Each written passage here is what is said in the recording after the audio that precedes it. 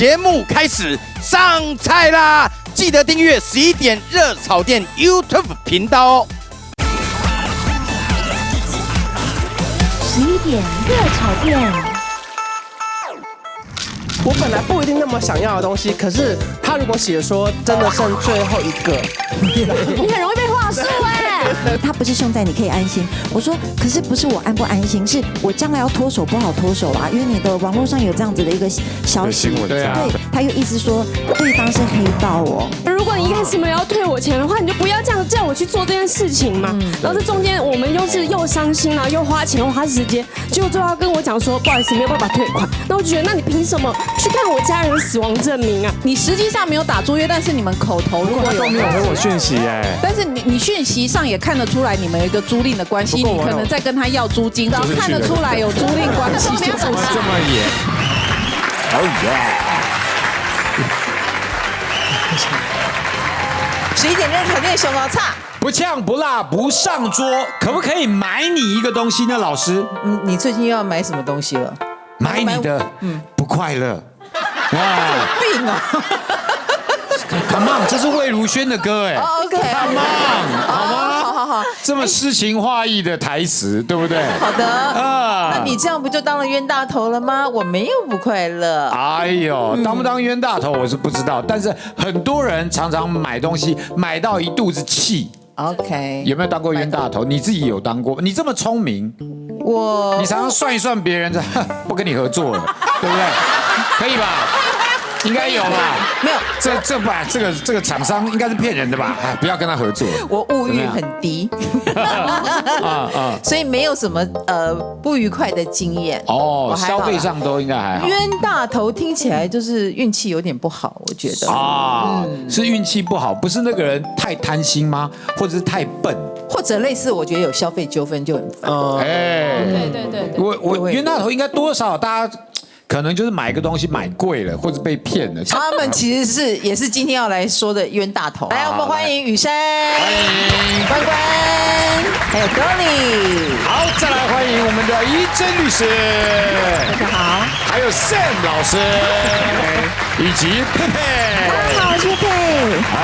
好哦，这个今天应该是全部大家都有当过冤大头的经验吧？有很爱买就会多少会遇到一些这种事情。哎呦，好 ，OK， 那我们就一项一项来看了，好不好？来，金钱水逆啊，冤大头上车喽！上车喽！来喽！网购坑，限量梦成为现货痛。哎，这是谁？我自己很常发生这种事情。我本来不一定那么想要的东西，可是他如果写说真的剩最后一个，你很容易被话术没有，可是我会去研究它是不是真的是剩一两个。如果它真的是剩一两个，我就今天非买到不可。就是什么定金啊，你要我跑2趟、跑3趟，基本上我能做的我都愿意去做，就是只要把那个最后一个拿下来就可以了。你们真的太容易上当了。尤其是我之前在滑那个 IG 不是很常会有一些代购的精品包嘛，然后呢，他们就是会有一些门路可以拿到限量的颜色款式，因为有一些牌子它真的是，例如说台湾根本没有店，然后呢，或者到了那边你颜色也没有，款式也没有，你在早上第一个去排队才可以拿到一个，例如说灰色或咖啡色那种最百搭款的，不然你晚一点去就剩下是橘色啊、绿色啊，它每天就是固定的1-2个。然后有一天我就滑下去滑，就看到一个包，就今天我带了一个包啊，我看这个之难买啊，真的吗？对，这个真的之难买，就是这个颜色也买不太到，然后呢，这个大小也买不太到，这个尺寸也拿不到，比较小一点。就是很多明星他从那个机场出来，他都会提这个包。然后那时候我就看那个代购，他就写说今天就是他抢到一个灰色。可是你知道代购这种东西，第一个大部分可能没开发票，因为他就是帮忙代购，然后再来可能就是一定要现金嘛，也不能信用卡，也不能分期或什么之类的保证。然后反正这个东西呢，就是我跟他讲好说，那好吧，那我就要了。然后他就说：“那你先付1半的定金，我立刻就帮你拿。”我就付了5万的定金，因为他就差不多快要8万10万左右。可是偏偏我付完5万定金之后，我隔天就刚好跟朋友去韩国玩。然后呢，韩国有很多类似的那种他们的专卖店的旗舰店，我就想说，好吧，那不然我就进去问问看好了。结果我不知道那天什么日子，它刚好什么颜色都有，什么款式都有，然后什么大小通通都有，就摆在那里随便你买。都有。也可能是我刚好去到最大间的那个比较像类似旗舰店那种，反正折合台币加上一些信用卡回馈啊、退税，全部算完，大概就是8万多台币。哇！我是现亏2万。然后我说好吧，可能没有灰色，我就在问他说有没有灰色，他是说还有很多个。我们什么没有灰色最多财务代购费，对不对？好气！那你怎么没有把它买下来，然后再来台湾卖给其他人？因为你朋友啊，你说真的只有这一颗不要卖到10万，你卖9万就好。对，这就是我们俗称的抓交替嘛。对啊，你可以再找回台湾找其他的关关。给那个代购。其实有道理，我原本想说要不要跟股票一样摊平，我再买一个2个就一个平均变9万也 OK。对，你买多一点，你的损失就少一点啊。你买3个8万吗？没有，可是我当下会觉得说，我现在的那个当务之急是要去退定金，我要问那个我5万定金能不能退不了，这是我的当务之急。我当下谁会想说我再买一个？谁会哪有那么有钱，突然花20万啊？然后我立刻私讯他说可不可以退，而且是5天之内的事情哦。然后他就说没办法。这个因为你已经付了，我们已经找人去帮你拿货了，那我们已经在寄过来的路上了，来不及了。然后他就说不能退了，也不能退。反正我最后就是真的是多花了2万，然后买下这个包这样子啊。所以你现在带的那个包是，他给你的感觉是正面还是负面的？我很好奇。就是我尽量常带，把那个2万平均到每一天。不过那是因为刚好你有去韩国，一般人他其实也如果要另外花机票钱的话，也是也就是1-2万。对呀，就刚好被你遇到。对啊，这样想就好了。像我自己，我就没有亲自飞这一趟，因为我的东西很便宜。像我现在旁边这一坨东西，就是现在才刚推出、刚上市的。这些是什么东西？这个就是知名品牌，就是无添加那个品牌的卸妆油。然后日本它就跟这个知名的卡通联名嘛，我可能在台湾要花3倍的钱才买得到一瓶。哇！因为它的卸妆油啊，它没买来1瓶，它其实它里面会有2个图案身体。它就像开盲盒，所以你不见得你打开是同一瓶。现在有很多网站的 APP， 它是可以帮你代买代拍的。那代买代拍它上面都标得很清楚，它标说我们可能会着收你全部，比如说这个买下来是2000块台币，比如，它会给你着收20%的服务费，花这个钱应该好像也还 OK，因为它的原价没有很贵。我先讲一下原价，如果说我现在买这2瓶，再加1个洗面乳，再加上1个洁颜粉。这样4件组的话，日币折合台币算下来，大概落在1600左右。后来我就直接在上面就拍了这个东西，拍了之后寄回来的时候，我说不对啊，为什么上面还要再多扣另外一个费用？跟我那时候想说我要这样买的价钱是不太一样。对，我就上，因为它这个其实每一个它的服务平台都有完整的客服，我就上去问，我就说不是说20%服务费吗？怎么波动下来，这个价钱不太一样，怎么会到将近快3000？他就说没有，因为我们有国际运费，然后有什么？我说不对啊，不过你上次不是写说你首买，就是我是第一次注册，我第一次注册我的新会员去买这个东西，买任何东西免费，什么跨境运费什么是可以折抵或什么的。他说没有，因为你的公斤数不够，而且它上面有写说，因为你的东西是有液态的保养品类，这个算是特殊产品。可是他一开始都没有讲这些费用啊。对。我不知道是不是我自己没有注意，也有可能他字写很小。对，然后因为它下面有一些日文什么，因为我是买日本的嘛，所以整个过程就变得比较麻烦一点。客服也是客气啦，是。我想说算了，就学一次教训嘛，就不自己可能没有看清楚。不过呢，因为买回来之后，当然你收到这个是新的东西，你会开心，只是说那时候又抱着另外一个忐忑的心，想说哇，我开这2瓶会不会开出同一瓶？如果开出同一瓶的话，我会觉得说天哪，怎么会这样？结果呢？2瓶不一样，你看他身体，恭喜你，不幸中的大幸，我都替他开心了，好开心哦！你讲到这里，对，放眼我啦，问一下嘛，对不对？哇，然后这个是他的洗面乳，这个好可爱哦！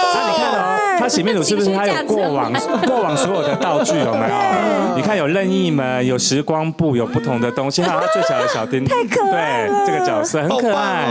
然后另外一个呢，我觉得比较可爱的是这个是它的洁颜粉，它把它做成一颗一颗状的啊，日本很流行。然后它的洁颜粉呢，就会把它这个卡通每一个的主要的角色放在它的每一盒上面。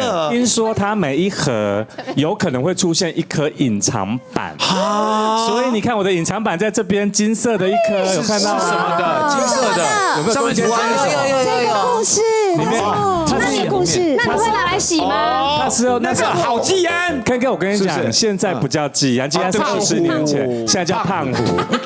他用随身听听的啦，不要烦他。我的天啊！他们以前叫季安，叫阿福，叫小叮当，现在叫哆啦 A 梦、哆啦美、静香、然后小夫跟胖虎，所以我就拿到这一颗金色版的胖虎，其实很可爱。所以其实有时候你限量的东西你买到其实很开心啊，不过你可以花更多的方式买到比较便宜的价格，我觉得是自己要去注意这样子。shopping 好玩的地方就是在这个过程，对不对？是的，而且你买到，假如说这个盲盒也是蛮有趣的，对，得到不一样的东西，开惊喜包。没有，最重要的就是网购不知道有没有保障啦，以及刚刚关说想要退回来能不能退？刚刚那个很难吧？这是要问律师啦，对不对？跟大家解释一下刚才那个关分享的那个代购的那个部分，其实代购的这个服务它是一种委任关系，也就是说代购业者他帮你去找了特定的物品，那你也同意了以后。那他才去帮你采购，他并不是先囤货然后卖给你，所以他不属于一般那种企业主。所以如果像关刚才讲那个情况，你早就已经跟人家委任了，人家也花时间去查去买，甚至是因为有一些代购业者，因为他长期跟品牌有一些比较特殊的关系，他比较快，而且比较能确定拿到你要的那个产品。那所以那些其实都计算在成本上。所以关虽然说他讲的是蛮合理的，因为就是真的。价差太大了，但是实际上依照法律的话，他是没办法请求退还定金的。但是他可能可以跟代购业者讲说，那我可不可以这一笔我下次找你代购别的包，我这笔款我自己先买我这个便宜的，那这笔款我先扣在你那里，我下次如果看到别的，我再请你买，也可以，对，因为转换一个方式，跟他协商一下，对，跟他协商用协的，不见得每件事都要找律师走法律。那我这边可以分享一个，就是我之前有遇过的案例。就大家都觉得说，因为像代购精品包这种东西，很多人都会，因为有一个品牌叫爱擦拭品牌，那个品牌它的货并不是那么充足，不是你有钱你捧着钱去，他就会给你包包的。那很多人都会透过代购这个管道，对。那我这个案例是。他是一个代购业者，他帮他的客户买了一个爱马仕的包包，但是是鳄鱼皮的。这个鳄鱼皮呢，它有个问题是，第一，它价格非常高，都是上百万的鳄鱼皮。还有第二个问题是，它非常难保养，你只要一碰到水，就是它可能就现原形，不是活起来吗？跑走了，游走了，这蛮酷的耶。危险，不能碰水，没有到这种程度，就它不能碰水，它必须要非常好的保护，它会宠物吃掉哦，它会踢破，它会那个有水泡，那个水泡看了就不高兴，那我们就会想要送维修嘛，对，结果他当那个客户自己拿去爱马仕的维修专柜，爱马仕专柜不收，客户吓一跳，那不收的原因是什么？因为这个鳄鱼皮它不是假的，鳄鱼皮它有牵涉到一个濒临为什么绝种的那种动物皮革的国际公约。对，也就是说，如果你要送修，因为台湾没有工坊，我们必须要送出国。对，那你就要必须申请一个皮证。就是那个鳄鱼皮的皮证，我才有办法让你透过海关送出国，送到国外的工坊去修。那因为当初代购业者买的，他可能是透过买手去买，也不是自己代购业者自己去买，所以他就变成要去三方去联络。那他的客户就会认为说，怎么可能台湾爱马仕的专柜不收而且我我的这个包这么贵，对，他就会觉得说，你这个代购商是不是给我诈欺，给我卖我假货？所以光这个就解释不清楚了。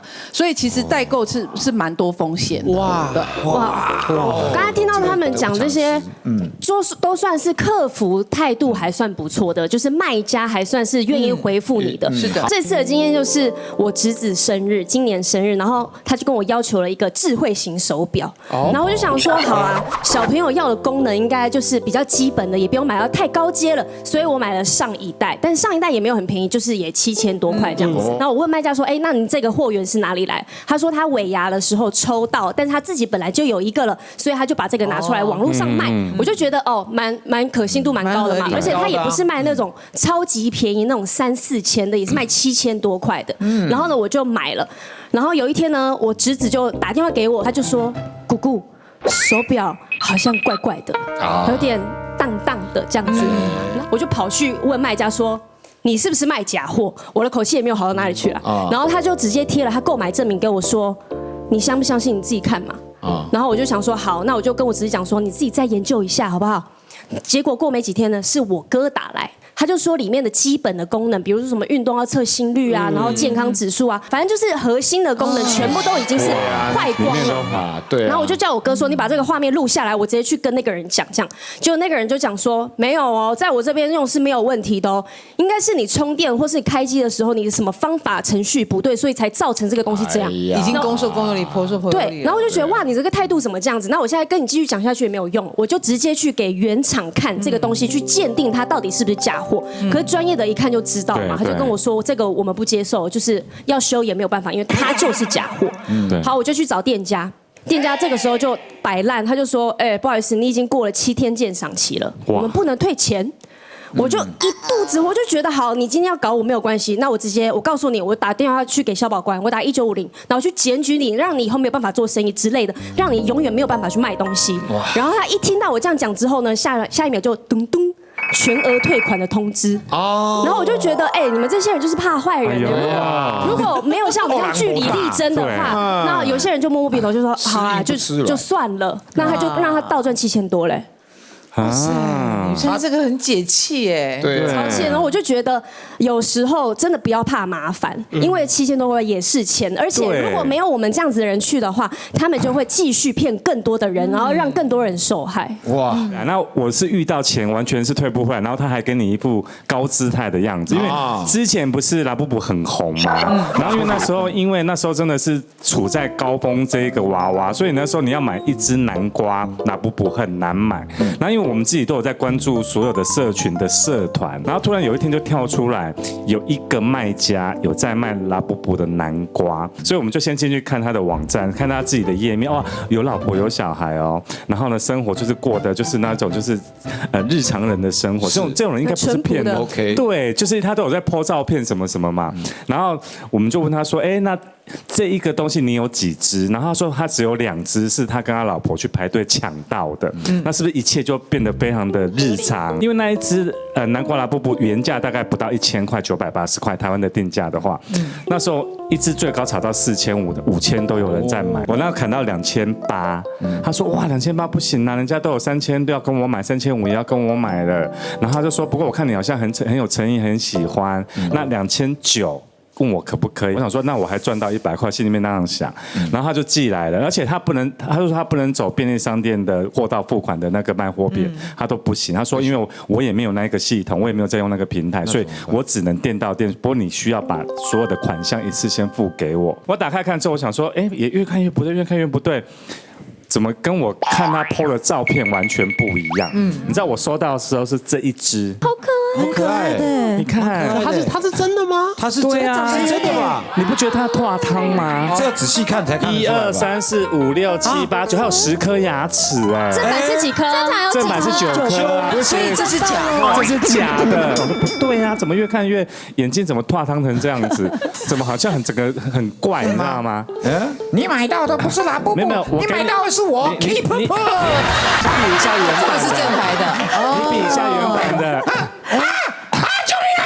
救命啊！救命啊！你有看到原版的在隔壁，有差有差很多眼睛跟肤色全部都不一样哎。然后我想说不行，我赶快拍照我就传给那个卖家。他后面就先问我说，你有没有从头到尾开箱录影？我就回他说我没有，问题是我打开就是这一支。他就说不可能，我寄给你的不是这一支。好坏哦，挥不完呢。2900。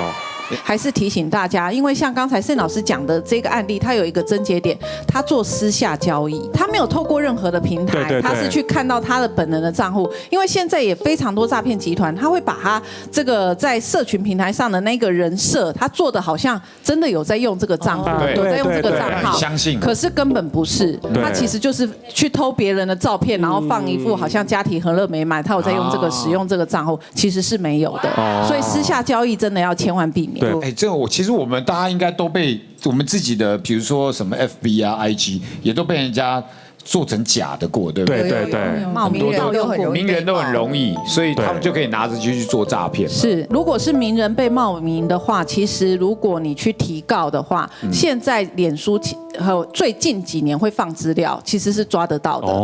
所以千万不要随便去冒用名人的名义去做这个粉专。大家都会觉得说，粉专在那个脸书在美国不会提供，可是如果你是冒名，现在是开始会提供。哎呦，对啊，要多一点保障嘛，不然就说什么阿 Ken 在约妹什么的，那根本就是仿冒，那不是我。是很合理啊，来看下一个，下一个冤大头是旅游雷，5星梦变惊魂痛。哇，谁呀？我这个是很大很大的一个平台，是只要台湾人出国，通常都会跟那个平台买行程跟买旅游门票，就是你们脑中出现的那个平台就对了，就是那个，就那个，对。然后有一次经验是，我带我妈妈还有我女儿，然后我们哥哥就一起去日本玩，然后我们自由行嘛，然后我们只有其中一天是买那个平台的行程，这样，然后他就会发讯息给你说，你在几点几分的时候集合，然后导游的赖是什么？你可以跟他联络，这样。然后结果我们就那个时间到了，我们就在那边等。然后我就想说，好奇怪哦，别团的跟我们一起同时出发，都已经上车就开走了，那我们的车子也还没来，然后怎么也都没有导游出现，这样。然后大家就开始有点慌了，因为等了半个小时了，时间也到了，我们就互相问说，你也是要去这个行程的吗？你也是要去？问来问去之后，问到一个男生说，你也是要去这个行程的吗？他就说，对啊，因为我就是导游。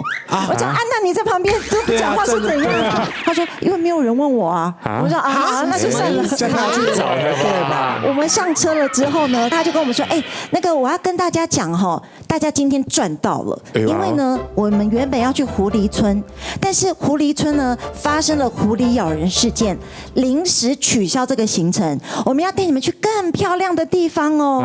这样，然后我们大家就说没有狐狸村了。当然有的人是带小朋友的，都已经准备好什么各种可爱的东西，就想说好吧，算了，如果这个地方真的很漂亮，那就算了。他就说我们要去那个历石寺，就是一个庙，它是在半山腰这样。然后他就说更漂亮哦，我给你们看，它长这样。大家看了就说还不错，还蛮漂亮。然后就到了之后呢，那个他就跟我们说，好，来，我们接下来要想要的人就可以上山去看那个历石寺，立在石头上面的寺庙。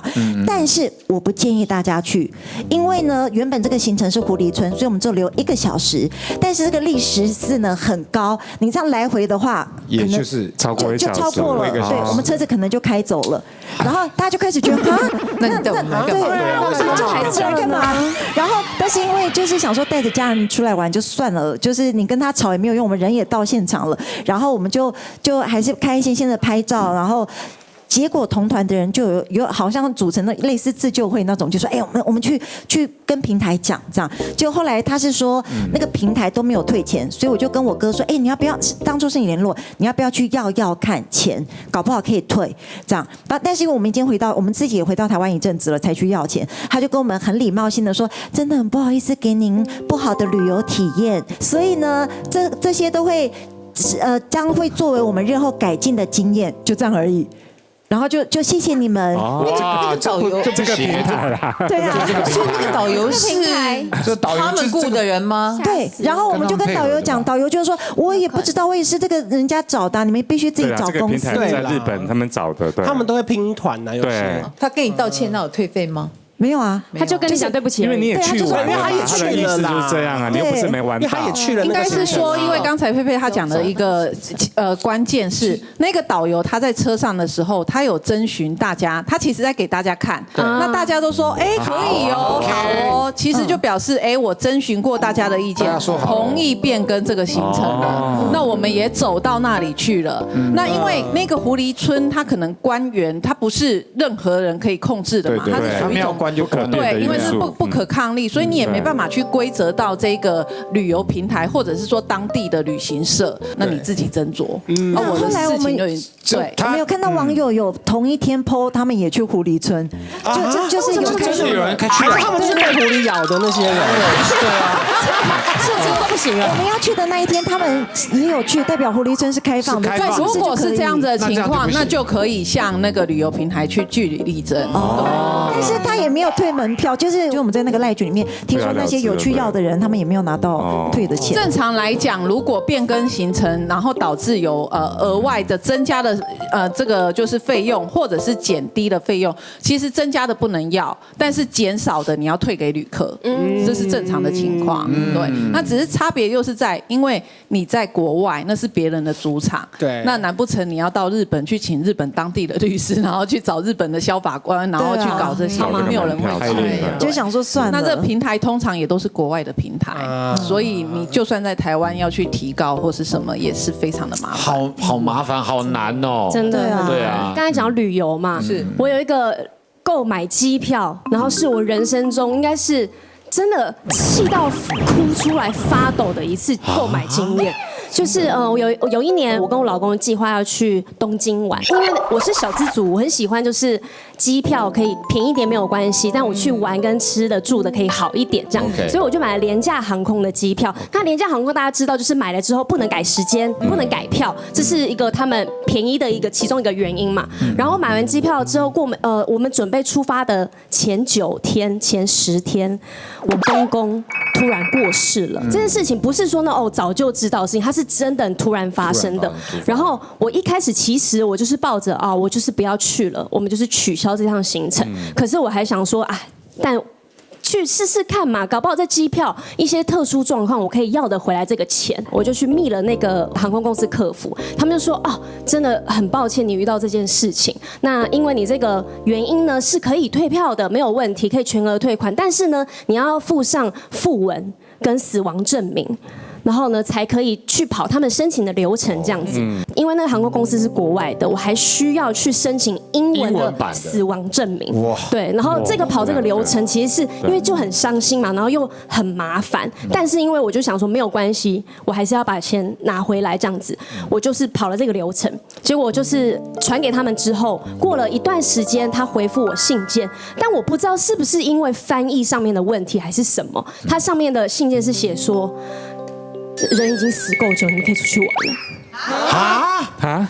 我现在讲到就很想哭我就觉得，如果你一开始没有要退我钱的话，你就不要这样叫我去做这件事情嘛。然后这中间我们又伤心了，又花钱又花时间，结果最后要跟我讲说不好意思没有办法退款。那我就觉得，那你凭什么去看我家人的死亡证明啊？你凭什么看我们家的讣文？你以为你是谁呀？我就这样来来回回一直沟通，他最后就跟我讲说。还是可以退款，但是我要先加1万多块的差价，变成商务舱的票，他才可以退成点数给我。其实我生气的点是我一开始我没有要这个退款，但是是你跟我讲了之后，我还特地跑了这个流程，然后最后好像就是耍我一样，真是气死我了，真的。哎呦哇！你看他想到现在都还气，会气到哭的。那我这辈子就发誓，我再也不要坐那家航空了。对，私底下跟我们讲，我等下跟你们说，不要坐，不要坐，抵制，没良心。多莉是不是也有旅游的那个经文？对，我接在后面我有点尴尬，因为我是要去看小鲜肉的。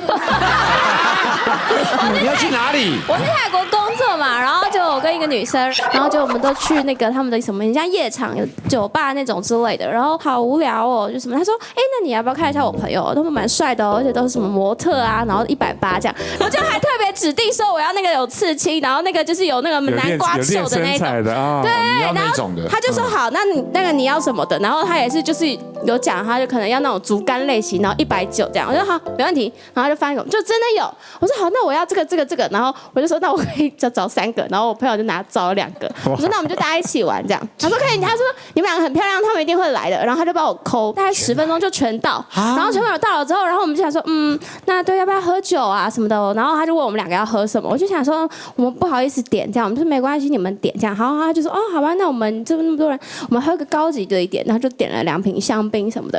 然后我们就开始玩嘛，就后来他就走出去。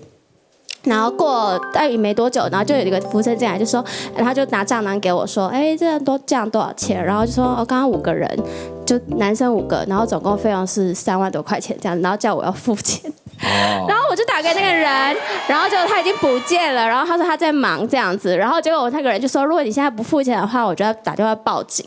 所以我被诓了，你知道吗？就是那些男生是赔的那种，所以他点的那个酒，他本来是他的意思就是也要是我那个包厢他们的业绩啦。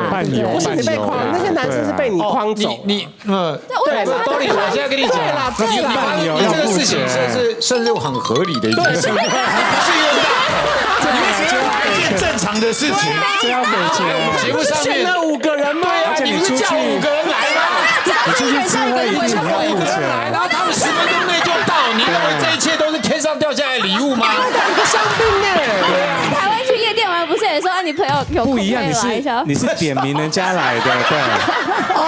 兜里，你以为你找的是他们的朋友？对啊，不是就是他的朋友而已吗？陪酒的男模，他在台湾是妹子，在国外是盘子啊。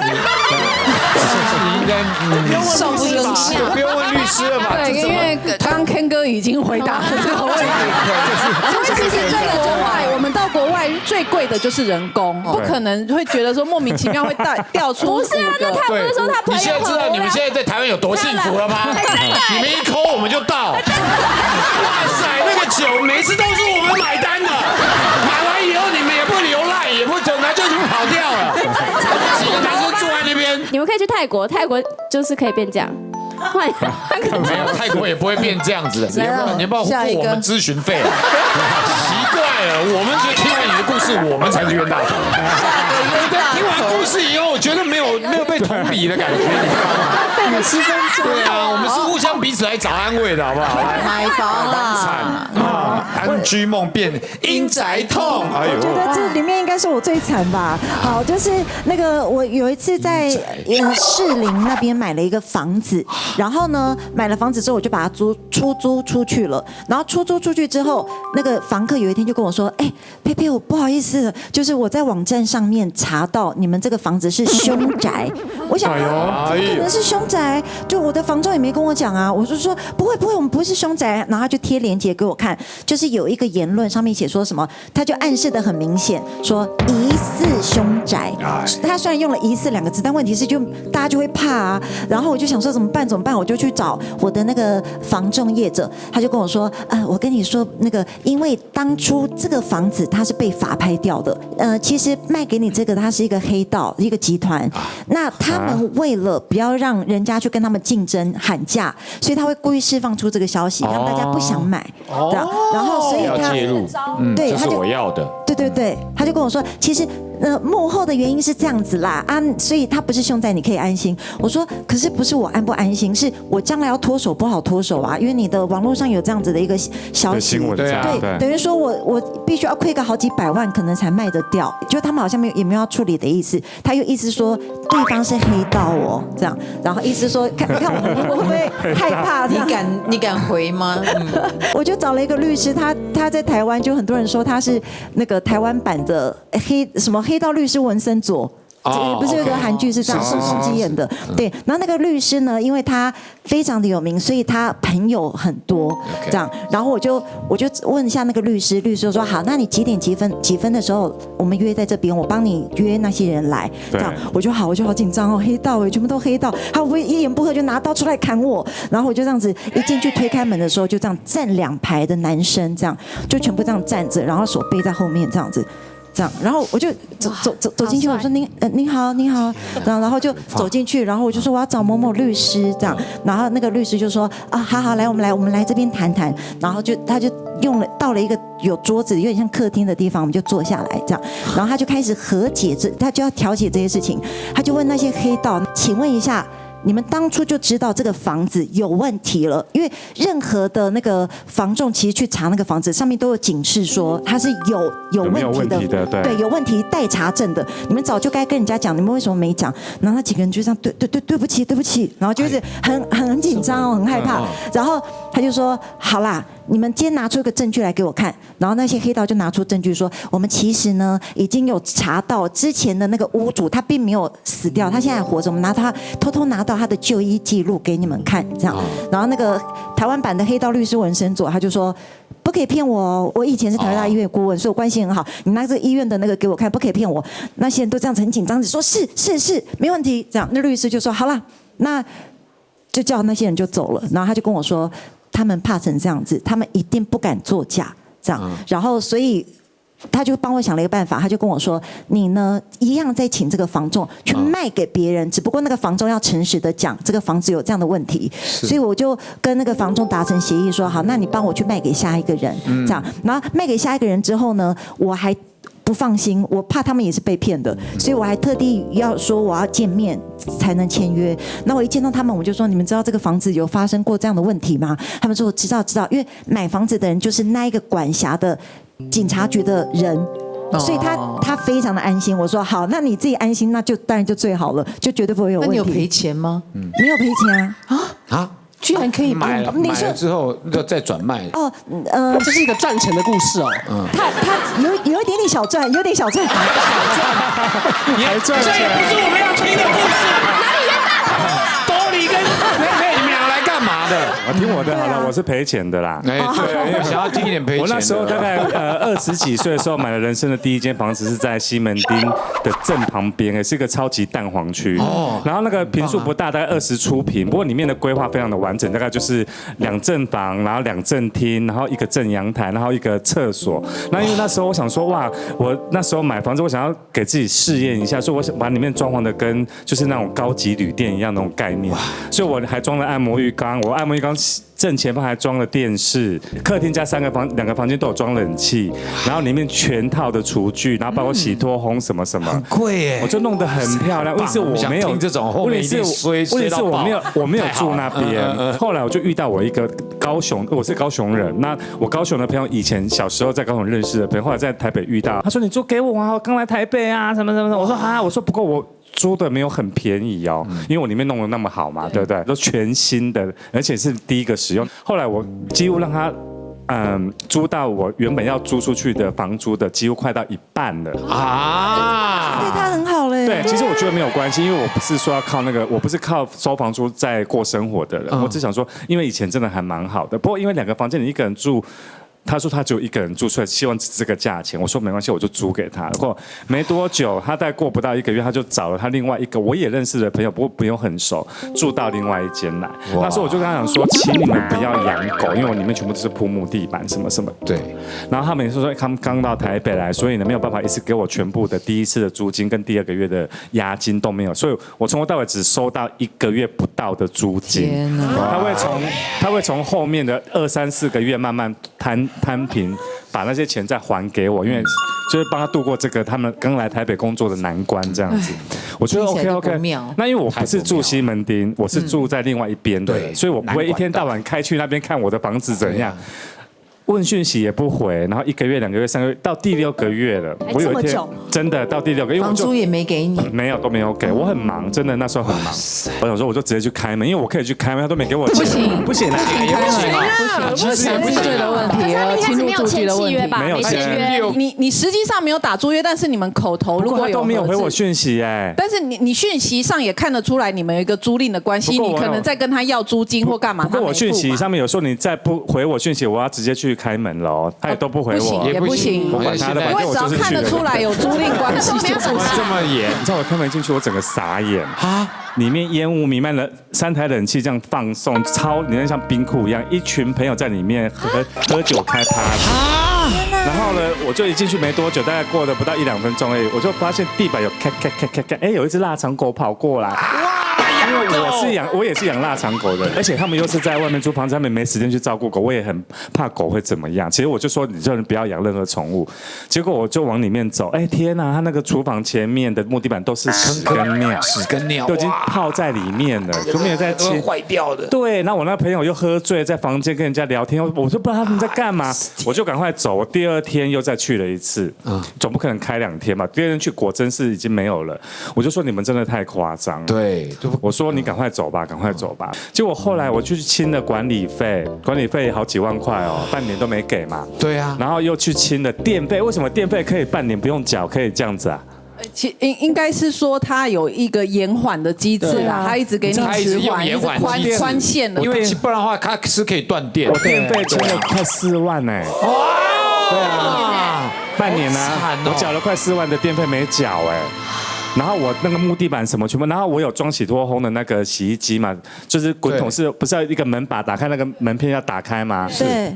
他把那个门把弄断了，按摩浴缸也按不出来。重点是我里面不是有放液晶电视嘛，就整个坏光光。我弄一弄，大概花了快20，把里面全部再重新弄好。租金全部没收到，租金没收到，电费20万，对，亏到。天哪！我也没去要啦，算了，因为我觉得你真的有心，你就还我吧，没有就算了。因为他们没有联络了啦，没有联络，因为他们来台北工作就没钱啊，觉得你要到这些钱吗？听到没有？这就是我们要的故事。包里佩佩。这一集就是做给欧北郎君看的，欧北郎君就是把人的失败就是我的快乐。是这样子。我花钱找律师也是那个，律师很资深哎，很贵哎。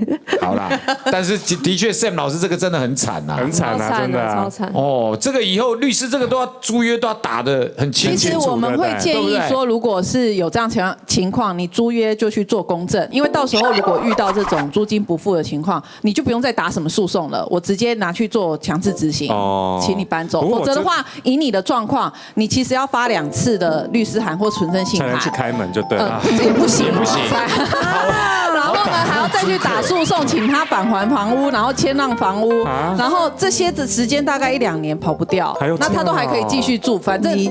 前面太容易让他哪有人这样的？反正他就是一穷二白啊！我让你执行啊，你到时候如果算出来，我就算要赔你100多万，我就是没钱啊，你来执行我呀。那还要让他白住那么久啊？对啊。哇！那我可不可以跟就是报警？因为他传讯都不回，我觉得他人身就是安全有问题。我想报警的话，如果是真的你觉得他人身安全有问题，你可以报，可是你不可以用这样子的理由来假装报警来破门进去。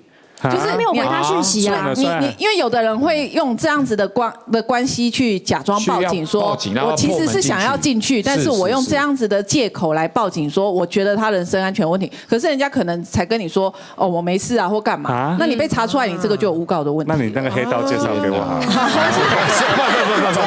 开玩笑，租房子的时候真的要好好筛选一下你的房子，真的要筛选房客，面试一定要。好，最后一个来。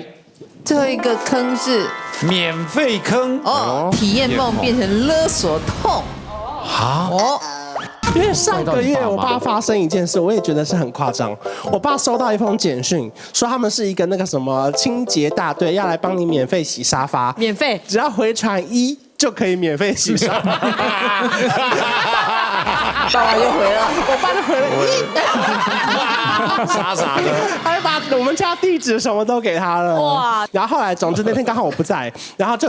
真的是3-4个那种清洁大队来，然后呢，他们那个机器哇，都比这个沙发都还大，就是真的是一个专业的那种，那什么除尘螨啊、吸啊，然后空气清净啊，换3个管子啊什么的，我就觉得哇，听起来很高级哦。然后就一整天弄，好像4-5个小时吧，全部弄完了，然后听起来就好像很棒啊什么之类的。然后到沙发也真的弄得很干净，沙发也弄得很干净。然后到隔天，我就跟我爸说，哎，那个怎么会有那么好啊？还有那个免费洗沙发，这个简讯可不可以转发给我？我也来回个1，来洗一下，看一下我现在自己住，我可不可以也来洗个沙发这样？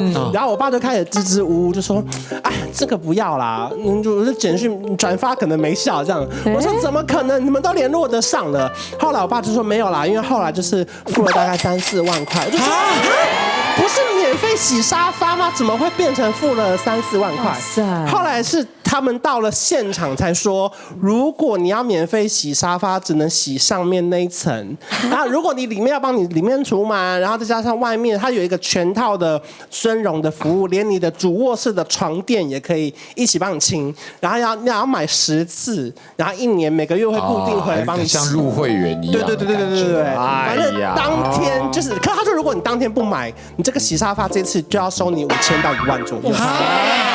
对，可是他们已经来了，你知道吗？沙发已经洗了一个头了，然后他说到底怎么办？然后我爸最后当天真的付了那个3万块，就买了10次。然后我太生气，因为我觉得怎么免费洗沙发变成3万块，就是不是3万块不想付，是我们也可以找我们认为信任的团队，因为我不知道你哪里来的嘛，对不对？对。后来是我们又打去骂说，我觉得这个你们是有类似诈欺的嫌疑，或者是你们先说免费来，又突然变成收了一大堆钱，话术人家。然后那个接电话其实也听起来很可怜，就是年轻人一天到晚接到这电话，因为他们可能每天都在被接这种客诉。他就说，那不然这样好不好？我们帮你改成一个迷你方案，变成16000，然后我们还是去10次，可是就是没有尊荣等级的床垫啊什么之类的，就是洗薄薄一层的1万次，洗沙发而已，就是旁边所以他退你一半的钱。最后就想，好吧，那不然就是勉强就答应这个迷你小方案，目前还剩8次这样子。